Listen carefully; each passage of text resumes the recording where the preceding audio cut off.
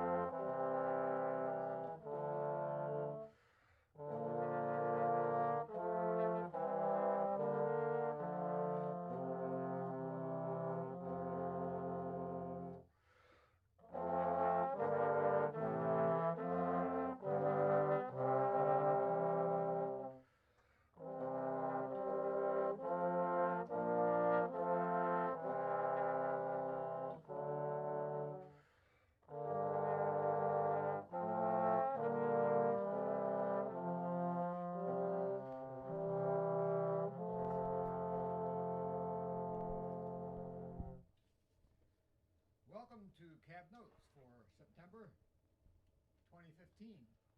As you can see, we have some expert trombone players here today, and I guess it's my kind of interest in getting more people involved in trombone playing. I understand from the band leader at the high school there's only 2 trombone players, which is sort of sad. I saw a video of what the Ohio State University band. They had 40 trombones. So we'll just start here with Bill LeClaire, St. Clair, and have each person just say how they get started playing the trombone. Jack Sharp, 5th grade, Hobbs School, Cheyenne, Wyoming. Wow. And I played all through junior high and high school and college. So I played every day in junior high and high school, and played 4 rehearsals a week in college. And in 10th grade, I figured out how badly out of tune I'd been before then. And in my freshman year of college, I figured out again how badly out of tune I'd been before then. And now I play pretty much in tune. Awesome. Sounds great. Sounds great. And I like playing in jazz bands. I'm not in one right now. I'm playing in the Yankee Doodle Band at the American Legion in Rensselaer on Thursday nights. So if anybody knows a jazz band that needs a trombone player, I'd love to do that. You might hear from somebody. Beck?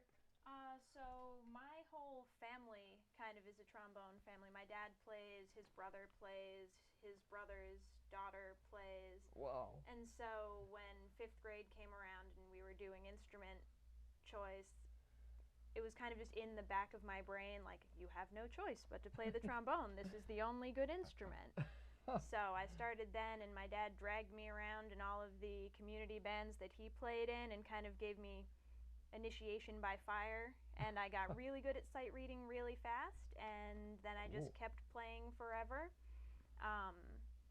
Right now I play in Sage City Symphony in town, and I play in the wind ensemble at MCLA. Before that, I've played in a bunch of weird little community bands throughout Connecticut and Massachusetts.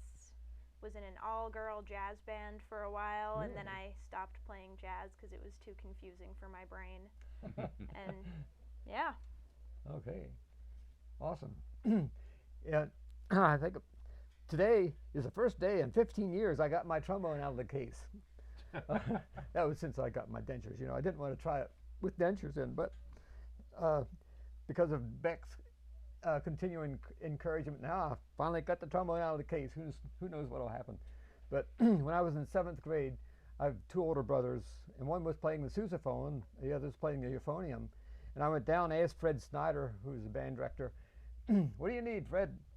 So he said, trombones. So that's why I played trombone. And so I played the trombone in high school and college. Went to Franklin and Marshall College in Lancaster. And we had a lot of fun there. I think we had 11 trombones, and we went to things like the Cherry Blossom Festival in Washington, D.C., and somebody made the comment that we drowned out the 2 bands in front of us and the 2 bands behind us. So, of course, we had all those football games and the travels you do when you're. I guess the farthest we went actually was out to Pittsburgh when they played there. So then I played for a little while with the Merrimack Valley Symphony Orchestra there in eastern Massachusetts, and then after the kids started getting older, and my son played a French horn, daughter played a violin, viola, violin, and then another daughter was singing. So there was more music than the house could contain, so I just kind of dropped the trombone, even though I'd started playing with Sage City. Music was getting too complicated for me because I wasn't practicing. So now, after the trombone's been in the case for all these years, it's back out. Kerry. Well, I started in 5th grade too.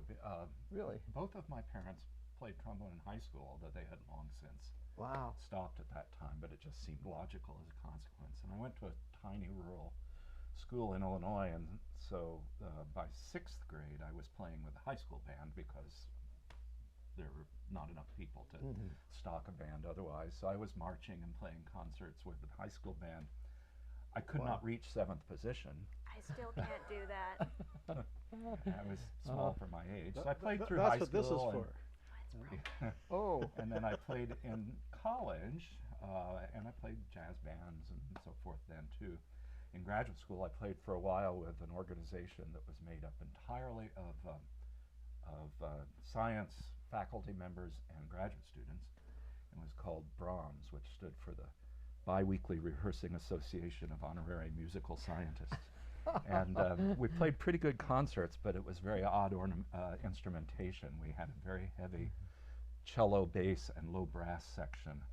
So, but after that, I pretty much dropped it for about 20 or 25 years. Ooh, wow. And then about 6 or 8 years ago, friends who play music for contra dancing said, well, why don't you play with us? And that was intimidating for 2 reasons. One is they learn their music by ear and play without music, and that's not something that I was ever used to. Plus, if you've ever heard reels and jigs played at dance tempo, there's really no possibility of playing them at tempo, many of them on a trombone. So I had to learn to improvise around the melody line, and improvisation was never something I'd done much of either. So. But I've been doing it for 5 or 6 years. I bought the plastic toy trombone so that it would be easier to lug around to dances, and it's been fun. I don't have the lip that I did, 40 years ago, but it's kind of coming back. Well, I can attest to the fact that your band from Cambridge sounds very good. We danced to it a number of times. Doug. Okay, well, like everybody else, I started playing the trombone in 4th grade. Selected it because it looked good on TV, and played through high school, played a lot in college, probably anywhere from 4 to 6 hours a day, almost every day. And then after we came to Vermont, we wound up in Sage City Symphony and the Cambridge Marching Band, the oldest independent marching band in the country. Yeah. And Stardusters big band down in Hoosick Falls, and played down in MCLA with Beck. We've been to Adirondack Community College, SUNY Adirondack, play with their wind ensemble. Any of the colleges that are a little short on staff, they invite community members. And that's pretty much it. Now in Sage City Symphony, of course. You said you played for 35 years with the Cambridge group? Yeah, played with 35 years with Cambridge Marching Band. Wow. And what's their schedule? They usually just play in the summertime? They do in the summertime parades. Any number of parades. We've had as many as 20 parades in a summer. Wow. 2 and 3 a weekend. So how far afield do you go? You go around Albany and... We've gone to Buffalo. No kidding. We'll go anywhere that anybody wants to take them. I've finally given up marching. Oh. I've had enough marching band. I've been trying to give up marching band for forever, but there's always just one more. But yeah. This is the first summer. So far, I've managed to restrain myself from doing any marching. First time ever. Oh, yeah. Marching is a lot of fun. Well, maybe you should mix up with a little music. Bill, you had a piece that you brought along for us to play. Right. I This shouldn't is say called us. "Here's That Rainy Day." It was written by Jimmy Van Heusen and I guess arranged by Bob Morris. I had learned about it in a summer music camp after 8th grade, and I remembered the title and that it was a trombone quartet, and I looked it up on Google, and sure enough, there was a PDF of the music. So let's do it. 1, 2, 3, 4.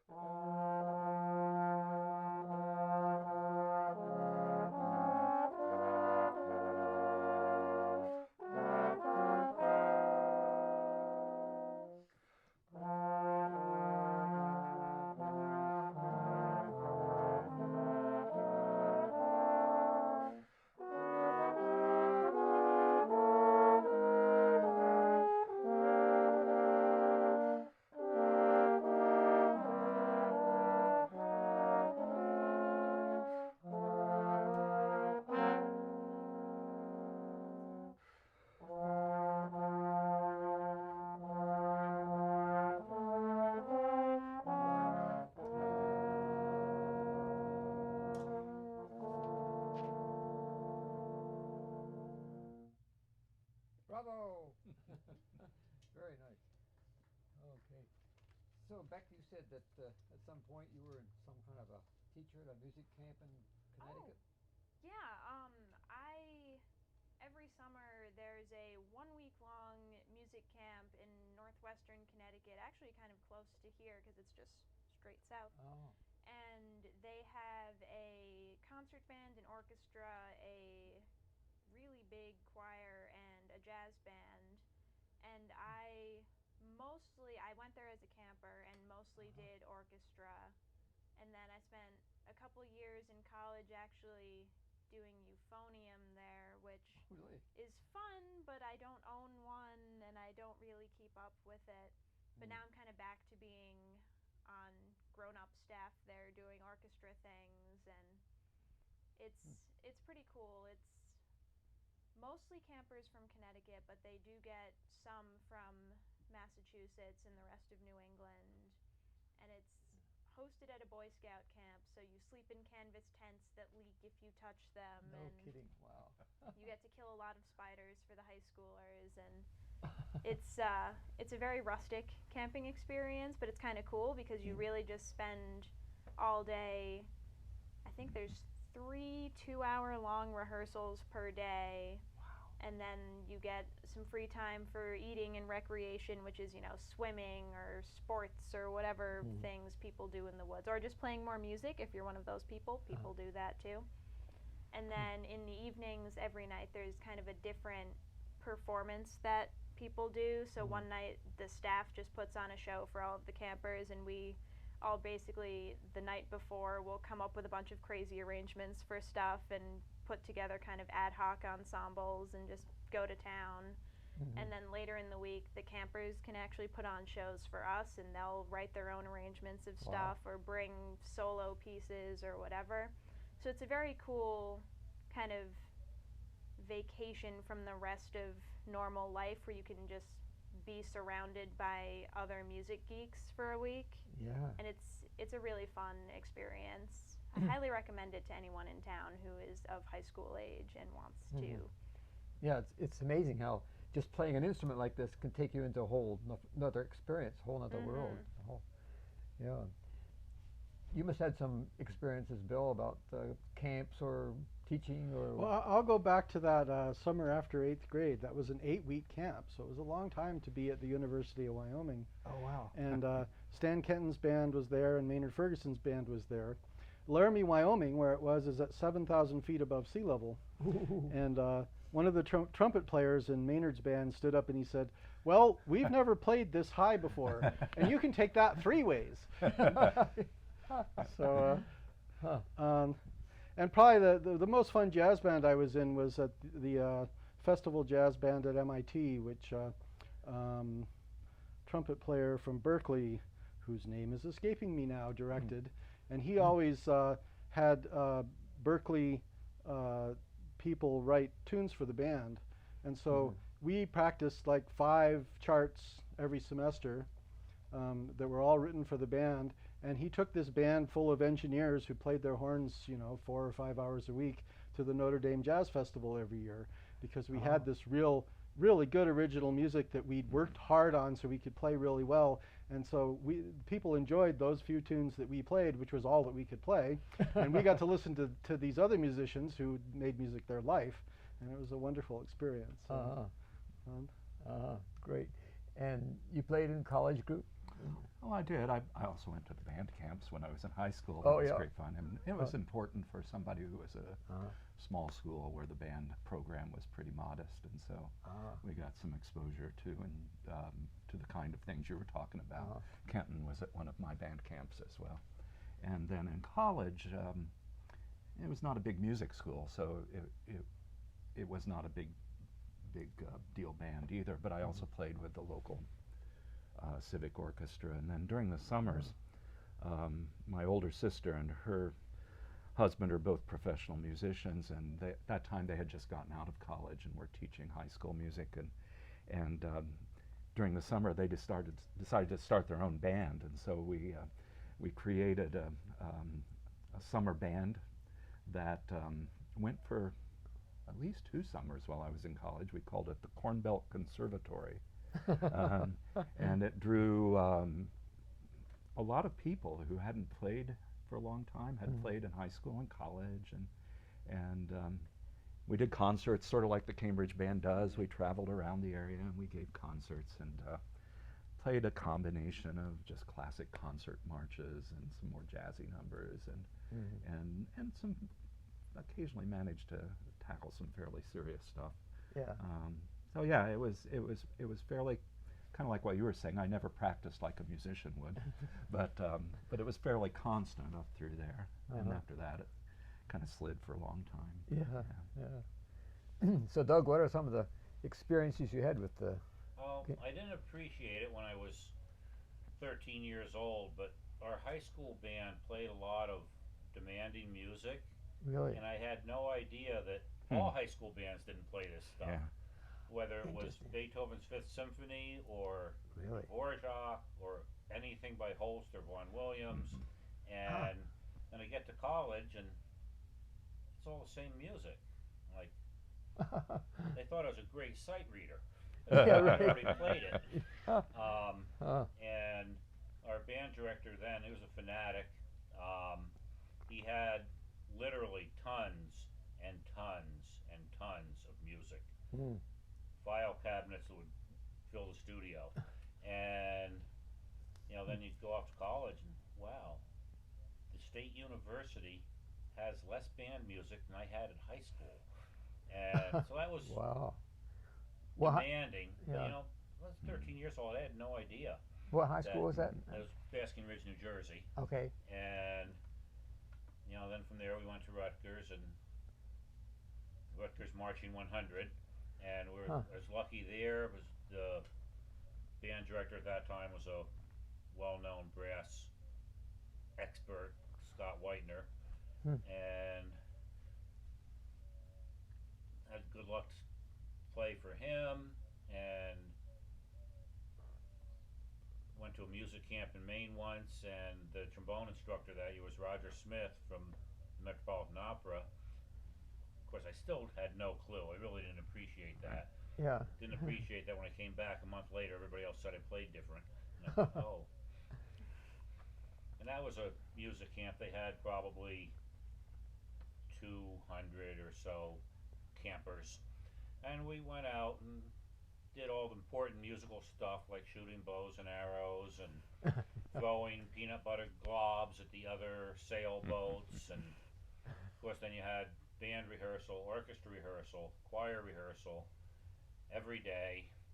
So it was an intense month, and discovered that I really was not a talented vocalist. And one of our biggest panic events, they collected the music after every choral rehearsal, because most of the people never looked at it and they would hand it out. So we're going on stage for the concert. I'm paired up with one of the altos. We're the last two to go out, so we're in the front center of the stage. We opened the folder. It was the last folder. There were 2 pieces out of 8.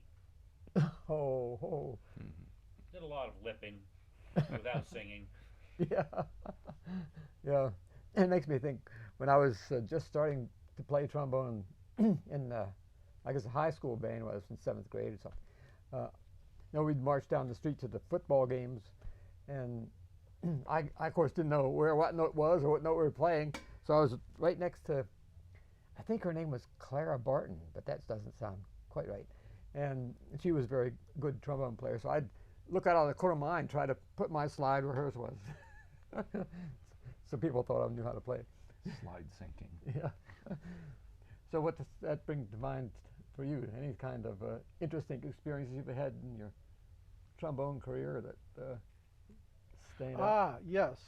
Well, after I graduated college, I played for a few weeks, I think it was, at Berklee School of Music in a sight reading band, and we were reading jazz charts that students there had written, so they'd have a chance to hear what they sounded like.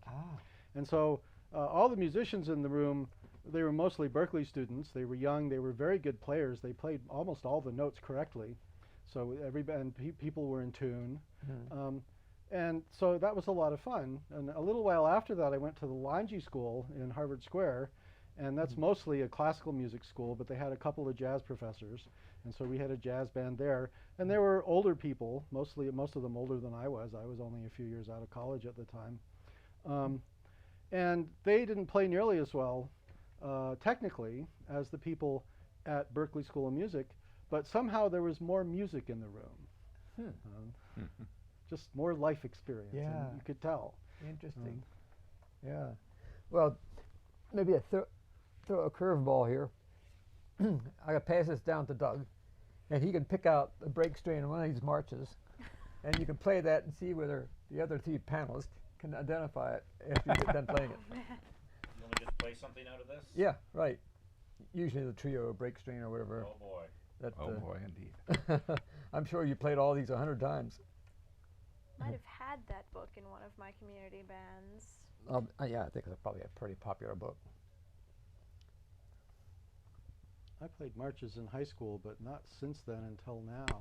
Oh. So, With the Albany group you played marches. yeah. Well, they do marches, and I mostly do the sit-down concerts, although I marched with them in the Battle Day Parade here in Bennington. I filmed that.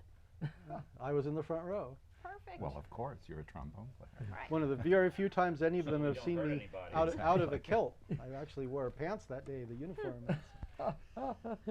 Yeah. In marching band once, the director in college, he singled us out, me and one other trombone player, that you 2 guys have to tone it down a little. Huh. There were 16 of us. There's 20 trumpets. I can't hear the trumpets well enough. You guys keep putting out that much. It took me years to realize he wasn't yelling at us. He was yelling at the trumpets. They were slacking. Okay, well, this I always think of late night TV years ago. They used for their theme.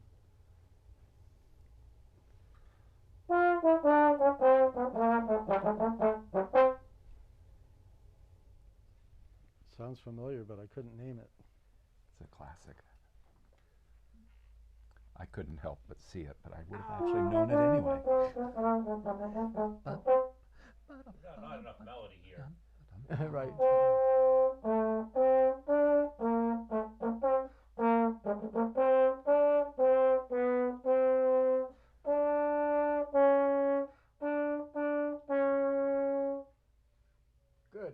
what that is?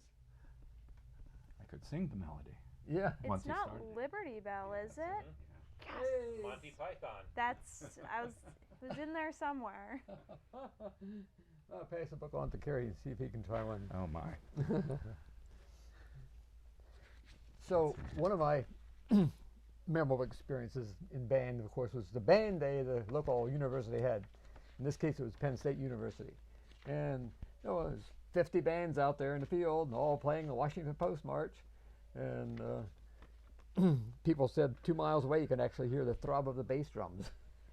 I went to University of Massachusetts and was in the marching band, and we host a band day every year where we get, I want to say it ends up with like usually between 2,000 and 3,000 people on the field. All like you don't have room side to side to move once everyone's out there. It's really chaotic and kind of unpleasant actually, but it's really exciting to be out there with that many people, and it's all high school and middle school bands, and that is a noise that will never leave the back of your head once you've been in the middle of it once or twice.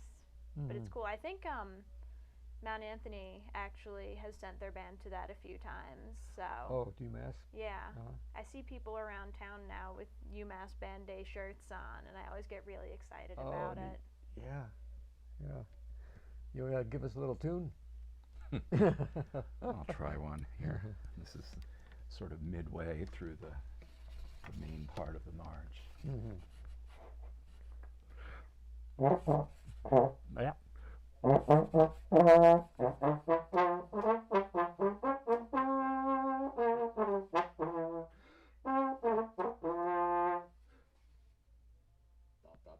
Goes again.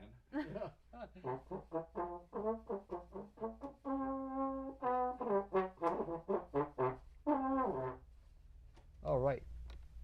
See, I saw it, so I'd be cheating Yeah. now. Oh, okay. Well, go ahead and cheat. Would you know what that is? I'm afraid I saw it. Oh, okay. I didn't see it. I don't know. So Okay. That's another Sousa march. Well, this is all Susan. The Is it? Thunderer. Oh, that's Yeah. all Sousa. Yeah. Uh-huh. The Thunderer. Yeah. It's the one we marched in high school. I remember. Yeah, yeah, yeah. Uh-huh. Here, we'll let you pick one out. Beck. Oh man, this is Put you on the spot. I've actually seen David Grover, who's a folk singer and guitar player, play the Battle Hymn of the Republic on the guitar, and all of the various parts played by one guy on a guitar. Guy Van Dusen, another guitar player. Guy Van Duser's. I've got that recording. Yeah. Stars and Stripes Forever. Yes. And he's going da da da da da at the same time. He's Oh, going, it was that one, not Battle Hymn. It was it was Stars and Stripes Forever. And then Morristown, New Jersey, Presbyterian Church, Bell Choir, playing Stars and Stripes Forever. Oh. And it just doesn't seem right how they can place the notes. Right. Don't exactly go da-da-da-da-da-da-da-da-da-da-da-da. When you're playing that, you probably can't. One person probably can't play too many bells. Oh no, you don't have two bells. My wife used to play in a bell choir. She said the most she could ever handle was 5, Oh, you have to pick them up and just put for them down. church music. how could you even do that many at once? You have to make sure they're not next to each other. Like you can't have A flat, B flat, C. You have to have like A, Right. C, F. So you have a good chance that there'll be a note in between. So you have time to throw them around. Time to gently lay them down without wringing them And pick up with your another white one. gloves so you Right. don't tarnish them. I think my grandmother used to be in a bell choir, actually. I have vague memories of being at a rehearsal for that once and being entertained by all the little old ladies lugging mattresses around to set on the tables and everything. Oh yeah. This is weird. I'm actually more used to the euphonium part for this one. I'm very confused right now. Oh my. This is the problem of being accidentally multi-instrumental. Yeah. Because I also had a really small high school band, so they kind of forced me to be a multi-low brasser.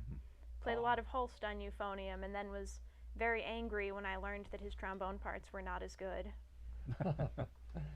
He must have had some sort of blood feud with the trombone player once, because he just never gives us anything fun. Maybe he was a euphonium player. No one just is a euphonium player. No one chooses that life, I think. We're going to be picketed by angry euphonium players Oh. if you keep saying things like that. Yes, right. Sorry.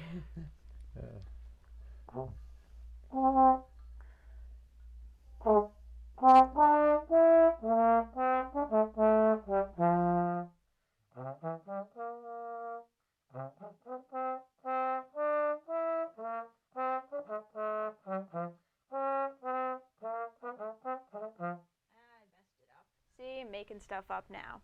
Mhm. Anything? Guesses? I know it, but I can't name it. I could sing the rest of it. But Yeah, we all know the tune from beginning to end. Yeah, right. Yep, that's okay. Manhattan Beach. Yeah. Ooh. yeah. See, that one's cool because that's one, I think, isn't that the one, or am I confusing that with a different one that's supposed to sound like a marching band, like coming up and then walking away? So it's like the That's a- dynamics are all different than a Well, normal march. Ives did That's that. one we used to do. Cambridge Band uses a lot on the street. Okay. Ives did that in his Second Symphony. He wrote a piece, I think it was Second Symphony, some piece of Ives where he wrote a section that's made to sound as if the band is marching around the square. And actually, I think there's a part of it where it's as if there were two bands marching around the square playing different pieces. We played wow. The something. dissonance of the, yeah. We did some goofy Ives in Sage City last year that was definitely marching band influenced in Well, places, yeah, and it a lot of was his stuff was. trombones were very aggressive in it. It was fun. It's okay. Oh, pass it on. I was please. there. You talking of euphoniums has reminded me, what was it, like 1984 or something? Got called by John Corley from the MIT concert band. They also play mostly pieces written for the band, but theirs are 12-tone pieces that I've never understood 12-tone music. But he needed a euphonium player. I played trombone with him for 4 years of college, and so I said, well, I can sort of figure out the fingerings of a euphonium, but I'm not used to playing it. And so I went there, and euphonium parts are sometimes pretty fast, and I had to think about fingerings. You know, trombone, I look at the note, my hand goes to the position. Right. Euphonium, I look at the note, I have to go, oh, well, that's that position, that means that's that fingering, and, Right. and the fingerings come out a little bit later. So I couldn't play all the notes. But it taught me to play the notes I could play right in time, and to skip the notes I couldn't play, and not to let anybody know unless they were listening closely. Yeah, that's a good It was deal. incredibly good training. Uh-huh. All right, let's see what I find here. I guess there's all kind of experiences we've all had with a trombone as a instrument that kind of sticks out there. I mean, remember one time I must have been playing on a build-out stage at the high school, and I was just fooling around, you know, stick the slide down between the cracks and the planking. Of course, I went to bring it back up and hit the water key, and the slide fell down underneath the stage. So I had to very humiliatedly crawl down to the stage and get the rest of my trombone and bring it back up. I definitely lost half of my slide while marching one time because the marching band at UMass is very drum corps style, so there's lots of some of the bands going forward and some's going back, and I was backing and a trumpet player was going forward and we're supposed to cross diagonally, and she just plowed straight into my spine and my slide just flew off the end of the trombone and I couldn't rescue it, so I had to march the whole rest of the field show without the moving part of my slide. Wow. Amazingly enough, it was undamaged by the end. That is amazing. Whoa. Yeah. I lost one trombone. I was standing on stage, and a very large, well, it seemed to me at the time, elderly janitor was on the top of a 16-foot stepladder changing light bulbs, and he was about 16 feet away, and he tipped the ladder over. And I'm standing there holding my trombone, waiting to see where I'm supposed to be sitting, and the guy came down and landed on the trombone. Must have been hard on him. Whoa. It sent my tuning slide halfway up the auditorium. I go and I find it and retrieve it, and like an idiot, I go to stick it back in. It went back in. It was the only thing on the trombone that worked anymore, but Wow. and you know, being in 7th grade, it brought tears to my eyes. Finally had the brand new nice King trombone, and splat. Oh my. Ouch. The school did replace it. The the same day. Wow. And that one I still have several years later. Just a Like few. 40, 50. Yeah, I bought this one in 1972. Yeah. Wow. This is And- 73. My other one is from 66, 67. That's about what my Yeah. one of mine is about. From about 7th grade, would have been in the mid I 60s. paid for it playing in a band that did a lot of Chicago covers. We had 10 players. We usually got $150 for a gig, and that was $15 a piece. And I needed 40 of those to pay for this horn. So Wow. We had the good fortune that our college band director went to school with a well-known arranger. This was the 70s, so he would arrange current music for us. You know, Chicago, the Chicago show, the Tommy show, the Who show, the Space Odyssey show, all arranged for the right band by a great arranger, and that made the stuff very interesting to play. The Elton John show. Huh? We used to do the Johnny Trash show in one of my bands, but we were making fun of Johnny Cash when we were doing that. Oh, really? Then he would be trying to play the trombone and do high step marching in 3/4 or incredibly slow tempo, so you'd wind up standing on one leg for a second. Then the second beat would come and you'd be standing on the other leg for a second, trying not to sway. Ha! What group was that with? That was with Rutgers. Oh, The director at that time was always very big on the high step marching. I see. Yeah, yeah. Well, this is the only one I found that actually has something that looks close to tune for the trombone part, and I don't not. Oh well, okay. It probably is known. I don't really recognize the name of it, but maybe you guys will. If I can read these teeny tiny notes.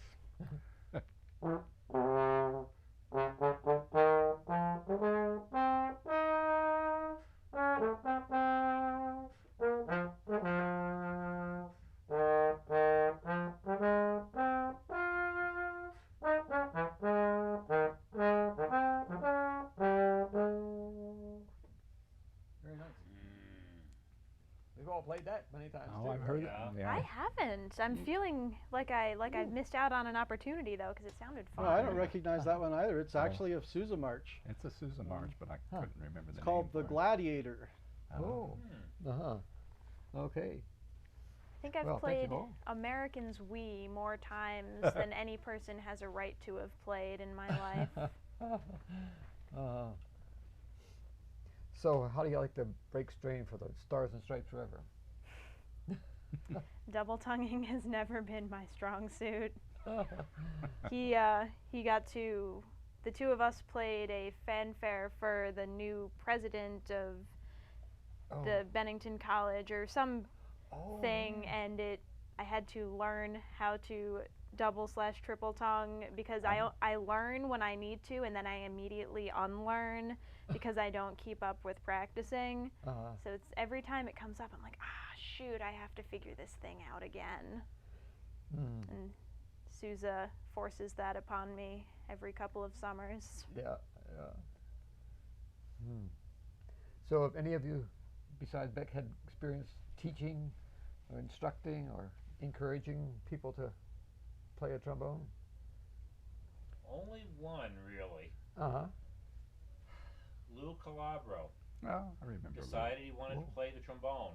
Wow. So every one day a week, I'd go down to the college and we'd play trombone together, and I would try to guide him to developing the lip and the tonguing and technique to play. He had no problem, with the intonation and the rhythms and all that naturally, Mm-hmm. and that was quite interesting. Mm-hmm. Yeah, I know in high school, we used to have these little charts you'd take home, and you'd practice for 30 minutes. So wrote down this day I practiced 30 minutes. Then you had to have your parents sign it, and then you took it back to the band director, so they, had some pressure on you to practice. So I'm assuming in this group here, we were all very anxious to get home and practice our trombones whenever there was a minute. I hardly ever played at home in high school. Really? I mean, I rehearsed every day for an hour. Yeah. There was a class, and after school a couple nights a week in smaller groups. But Rehearsing on my own has never been one of my pleasures. No. It never feels as fun. No, it's not. I play now. I leave this out in my apartment, and when music comes on, when I play some music that I want to play along with, I get up and play. That works. And I almost always play music while I work. So I could try that in my office. Well, yeah. You should have your trombone over there. Entertain the rest of the building. Yeah.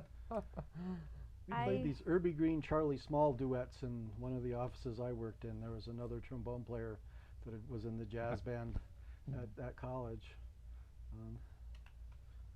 I've tried practicing at work in the winter. In the winter, I work up at Stratton in the snowmaking department. You have all the pumps and compressors running outside your soundproof room. I found out that 90% of the notes would resonate with something going on outside. Oh, wow. And it sounded like every third note you play sounds like somebody's flutter tonguing. Get all these Had to beat give that up. frequencies, yeah.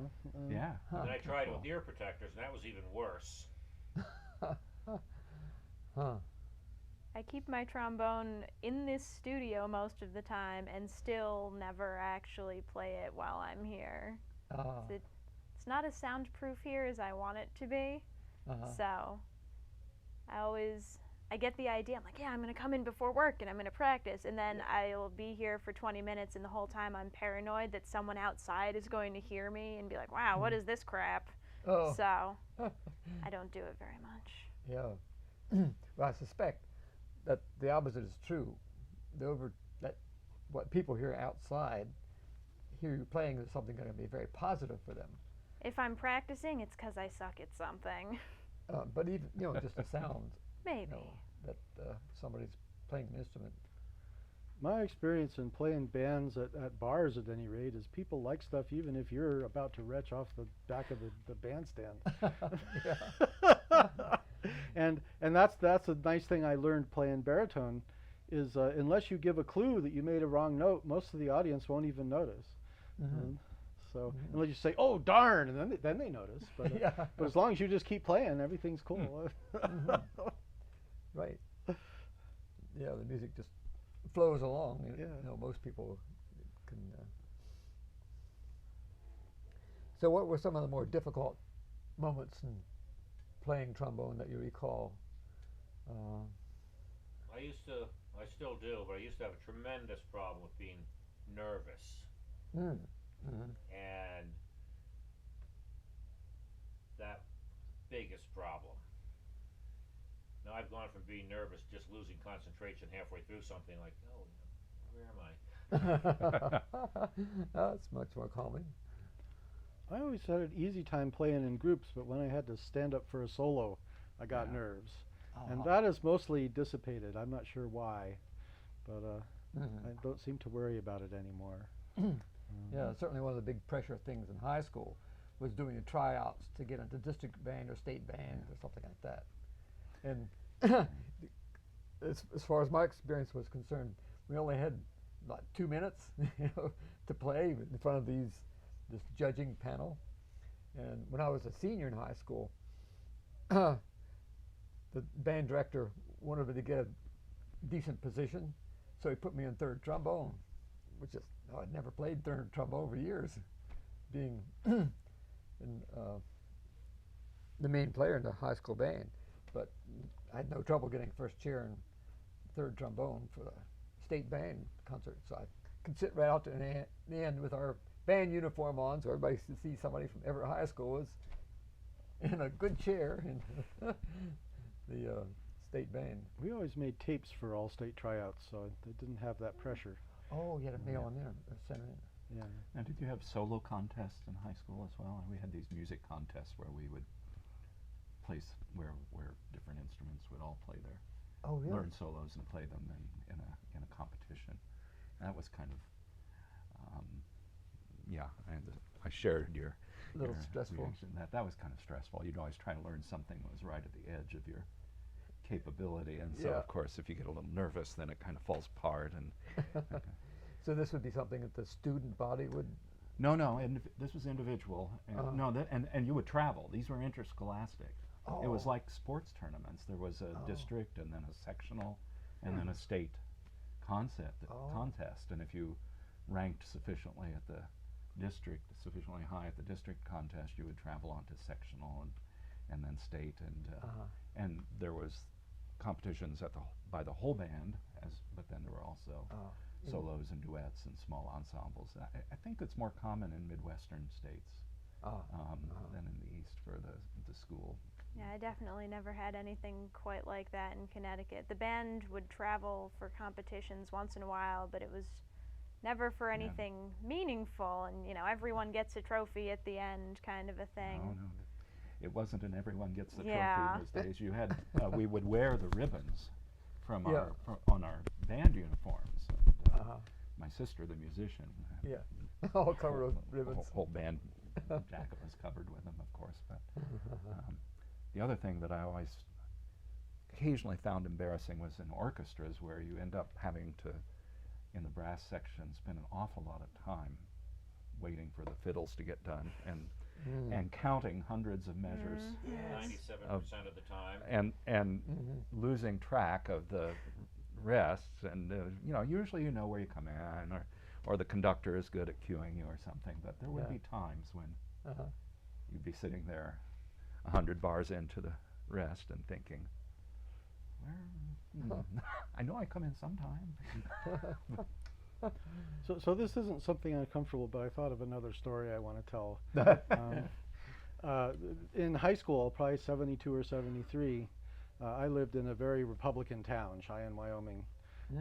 Wow. And in that Nixon was president, Spiro Agnew was vice president, and Spiro Agnew was visiting the town, and so we had the high school auditorium packed with people, like 5,000 people here, and Spiro Agnew was late, and so we were all just sitting there and wondering what to do. Well, we had a trombone quartet that we played during basketball games a lot, a quartet arranged for "You Are My Sunshine," and so we stood up among these 5,000 people and played "You Are My Sunshine," and absolute silence. Could hear a pin drop. It was a wonderful moment.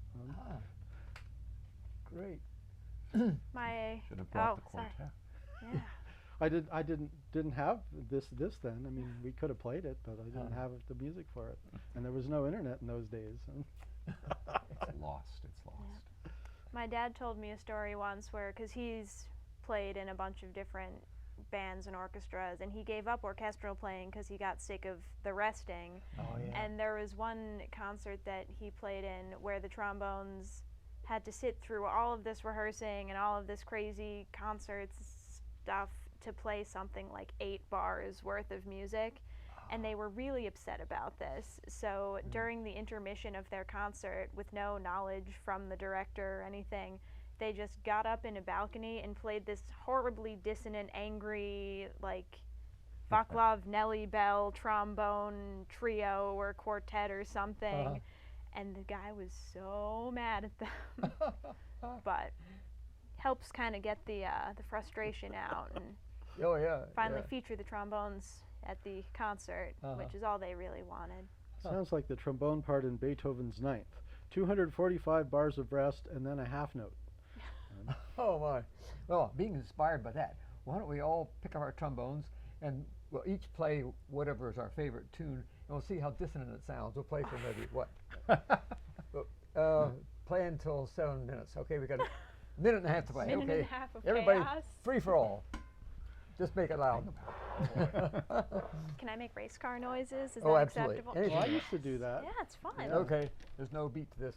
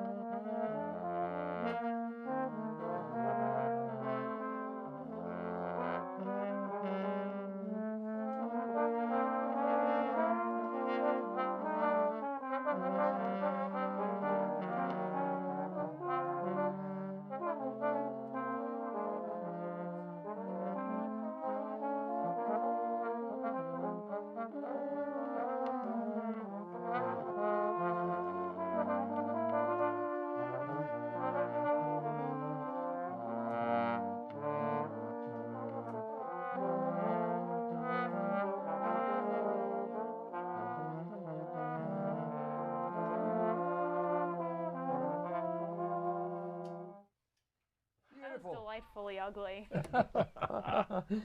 Yes, that shows what you can do with improvisation. Well, maybe after that we could play our rainy day song again here, just to have something harmonic. That's, Cleanse the ears. yeah. I could try one thing out of my case that I can almost play. Okay. No guarantees. It's something I used to be able to play once upon a time, if I can find it. So you travel around with a whole case of music. That's pretty good. Well, I just keep putting stuff in the bag and I never take it out. If I can't carry the bag anymore, then I dump it all out and start over again. So, for some unknown reason, well, there's reasons, but they keep putting trombone music in different clefs. One day you're playing in alto clef, next day you're playing in bass clef, and I always have trouble adjusting. Oh. But when they mix clefs in the same piece, then I have a lot of trouble adjusting. That sounds Every year crazy. it gets harder for some reason. Mm-hmm. But we're going to try to play this anyway. This was a piece written by Leonard Bernstein for the death of his brother's dog, Mippy. So here we go. We'll see if we can get through it.